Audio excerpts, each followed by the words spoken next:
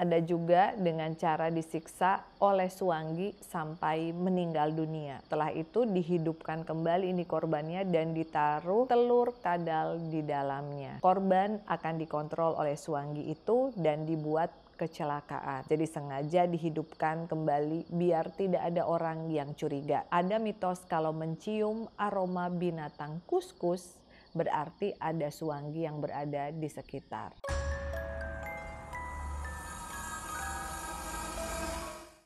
Halo teman-temannya Furi, ya kali ini Kak Furi dan Nubia dari Boneka Furi Harun akan membahas tentang ilmu-ilmu hitam yang populer di Indonesia. Jadi sebelumnya kita sudah membahas tentang ilmu-ilmu santet, sekarang saatnya membahas ilmu hitam. Indonesia memiliki beragam tradisi dan kepercayaan yang berkaitan dengan ilmu sihir serta kepercayaan yang bersifat supranatural. Banyak praktik mistik di Indonesia yang memiliki aspek positif dan digunakan untuk tujuan spiritual ataupun penyembuhan. Ilmu hitam adalah praktik yang digunakan untuk menyakiti ataupun merugikan orang lain. Inilah beberapa praktik ilmu hitam yang populer di Indonesia.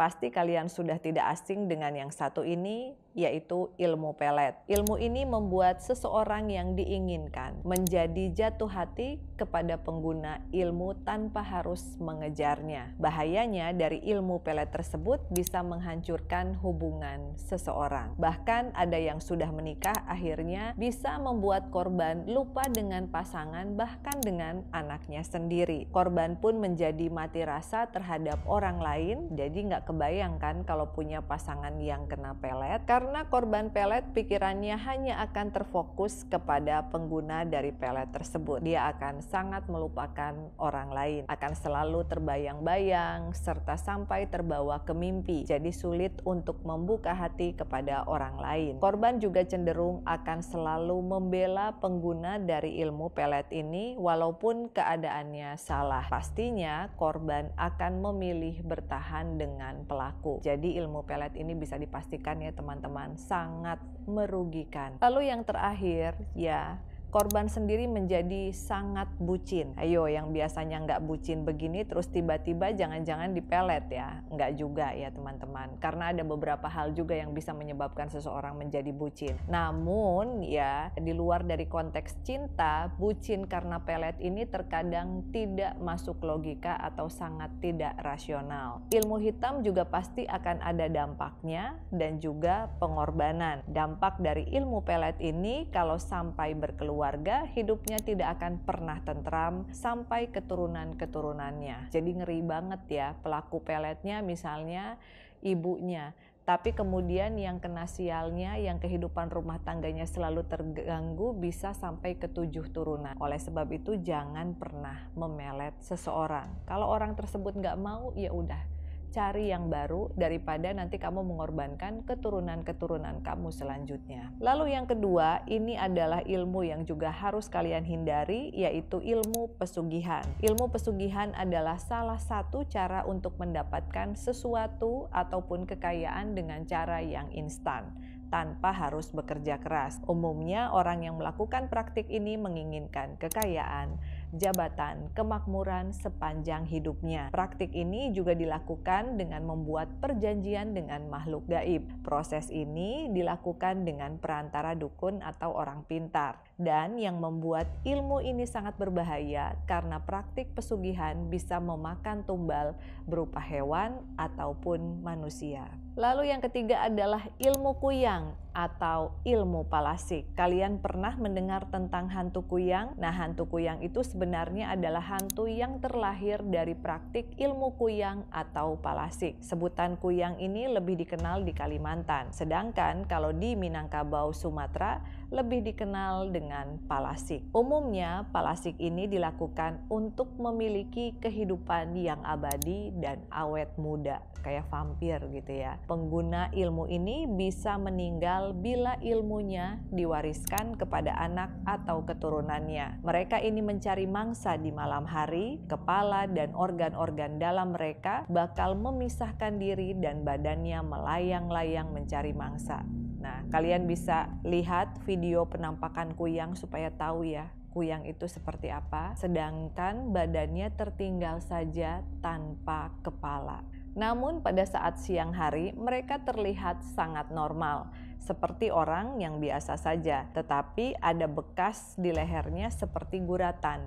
Biasanya mereka suka menutupi hal tersebut dengan memakai kerudung ataupun jilbab. Jadi ritual yang biasa dilakukan mereka adalah mengolesi bagian lehernya dengan minyak kuyang, dan ada juga yang bilang kalau mereka tidak boleh memakan daging. Yang membuat miris, mangsa mereka itu dari anak-anak yang masih dalam kandungan ibunya, bayi baru lahir serta balita. Kalau sudah jadi mangsa kuyang, maka anak itu akan mendadak sakit, muntah-muntah, dan buang air besarnya juga tidak normal. Kalau tidak cepat ditangani, maka bisa mengakibatkan kematian. Jahat sekali ya teman-teman, jadi jangan pernah ingin melakukan praktik ilmu hitam apapun termasuk kuyang. Karena manusia itu memang tidak ada yang abadi. Suatu saat kita juga akan tua, akan meninggal gitu ya. Nah, untuk ibu-ibu hamil juga bisa mengalami pendarahan dan keguguran hingga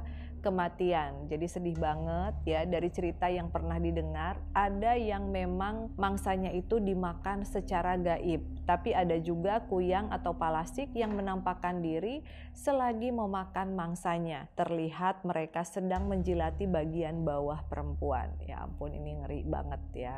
Lalu yang keempat adalah ilmu leak. Ya, sama seperti kuyang, hantu leak juga adalah hantu yang terlahir dari praktek ilmu hitam. Ilmu leak ini digunakan agar pengguna berubah menjadi sakti mandraguna. Mereka akan melepas ruh dari badannya dan berubah menjadi wujud yang menyeramkan, seperti bola api atau seperti sosok binatang atau makhluk yang menyeramkan untuk mencari makan. Leak diceritakan mencari wanita hamil untuk dihisap darahnya sehingga organ-organ tubuh manusia menjadi makanannya. Bahkan ada cerita dari Tribun News Bali bahwa Ida yang mengalami hal ini bersama ayahnya baru keluar dari rumah nenek habis kumpul-kumpul bersama keluarga. Lalu di halaman rumahnya itu tempat mobilnya parkir ada mobil lain yang mirip, dari jenis mobil, warna, cat, bahkan plat nomornya juga sama. Mereka pun kebingungan dan ayahnya mengambil batu dan dilempar ke salah satu mobil. Kleng, ada suaranya tuh. Diambilnya lagi batu, dilempar lebih kelas lagi ke mobil satunya. Sunyi, tidak ada suara. Mereka pun terdiam karena ternyata mobil yang sama itu adalah leak yang menyerupai. Makanya pada saat kalian bepergian, terutama ke Bali, masih banyak orang yang melakukan praktik ilmu leak. Pada saat kita akan memasuki rumah, memasuki mobil atau apapun, hendaknya senantiasa berdoa agar senantiasa dilindungi oleh Tuhan serta leluhur-leluhur ya. Lalu yang kelima adalah ilmu suanggi. Mungkin untuk kita kebanyakan ilmu suanggi agak asing terdengar ya, tapi tidak untuk Indonesia Timur karena salah satu ilmu yang paling ditakutkan adalah ilmu suanggi. Bahkan banyak orang yang menghindari topik pembicaraan ini karena ada beberapa mitos yang mengatakan kalau berani bercerita maka nyawa akan menjadi taruhannya. Suanggi banyak sekali terdapat di Yapen Utara atau di Yapen Barat. Masyarakat di Yapen Barat menyebut suanggi dengan nama nyata. Nah, sedangkan di Yapen Utara, tepatnya di POM, biasa disebut Hinata, kayak karakter Naruto. Kirain apaan? Namanya kok keren ya, aneh-aneh ya namanya kayak tokoh kartun. Ilmu ini sendiri sering dipakai untuk menyerang atau bahkan membunuh seseorang, terutama yang tidak disukai. Dan keberadaan suanggi ini seperti pengguna ilmu hitam lainnya dapat hidup berbaur dengan warga setempat. Ngeri ya. Walaupun ada juga yang menetap di dalam hutan. Umumnya untuk pengguna suanggi dikenal kalau biasanya memelihara sosok suanggi atau di beberapa daerah disebut Buntiana, yang sosoknya merupakan perempuan yang bersifat dengki dengan matanya yang merah. Itu sosok yang paling umumnya dikenal. Beberapa ada yang mengatakan sosoknya adalah bola api. Nah, ternyata teman-teman lumayan banyak juga ya sosok-sosok yang bola-bola api seperti ini. ada leak, ada banaspati, ada suwangi, dan mungkin di daerah kalian ada juga urban legend seperti bola api, bisa kalian share di kolom komentar. Nah, dari situ dilakukannya ritual mengirim sosok ini mencelakakan korban bisa dilakukan dengan berbagai macam cara. Ada yang dimakan secara gaib ya, jadi kalau sudah dimakan maka korban akan mengalami sakit-sakitan lalu akan segera meninggal dunia. Yang kedua adalah cara menitipkan benda-benda santet dan membaca arah mata angin. Jadi harus dipastikan dulu nih teman-teman kalau mata anginnya mengarah ke arah korban. Karena kalau sampai salah yang tertimpa efeknya adalah pengguna suwanginya karena semuanya akan berbalik ke dia. Dan ada juga dengan cara disiksa oleh suwangi sampai meninggal dunia. Nah, setelah itu dihidupkan kembali ini korbannya dan ditaruh telur kadal di dalamnya. Korban akan dikontrol oleh suwangi itu dan dibuat kecelakaan. Ngeri banget ya, seperti ditabrak, jatuh dari tangga dan sebagainya. Jadi sengaja dihidupkan kembali biar tidak ada orang yang curiga. Jadi orang taunya dia kecelakaan. Sebenarnya jiwanya sudah meninggal, tapi badannya digerakkan oleh suwangi. Nah, ada juga kalau untuk menyerang pria hidung belang. Konon suwangi akan berubah menjadi wanita cantik untuk menggodanya. Lalu saat hendak berhubungan, alat kelaminnya akan dipotong. Tuh hati-hati tuh pria hidung belang ya, jangan sampai ketemunya sama suwangi tuh ya. Selain itu juga di beberapa daerah yang melakukan ritual menggunakan suwangi akan berubah menjadi bayangan atau sosok yang menyeramkan. Dan dia sendiri yang akan menyerang korban. Jadi ada beberapa gayanya yang berbeda ya teman-teman. Warga mengatakan ya khas dari suwangi adalah teriakan yang sering terdengar di sekitar rumah pengguna suwangi. Dan mayat korban ulah suwangi bisa dimakan oleh pengguna untuk menambah ilmu mereka. Ada mitos kalau mencium aroma binatang kuskus berarti ada suwangi yang berada di sekitar. Nah, binatang kuskusnya seperti apa? Coba kalian cari tahu deh. Supaya kalau sekiranya kalian mencium aroma-aroma kuskus, kalian bisa segera melakukan doa untuk menjauhkan diri dari makhluk yang bernama suwangi. Oke teman-teman, itu tadi pembahasan ilmu hitam yang sangat beraneka ragam ya di Nusantara. Seperti apapun itu hendaknya kita senantiasa berhati-hati, lalu banyak berdoa. Apabila kalian menemukan sesuatu hal yang ganjal atau mencurigakan, kalian bisa bertanya kepada orang tua, kepada orang terdekat yang kalian percaya agar kalian tidak terkena dampak dari ilmu-ilmu tersebut.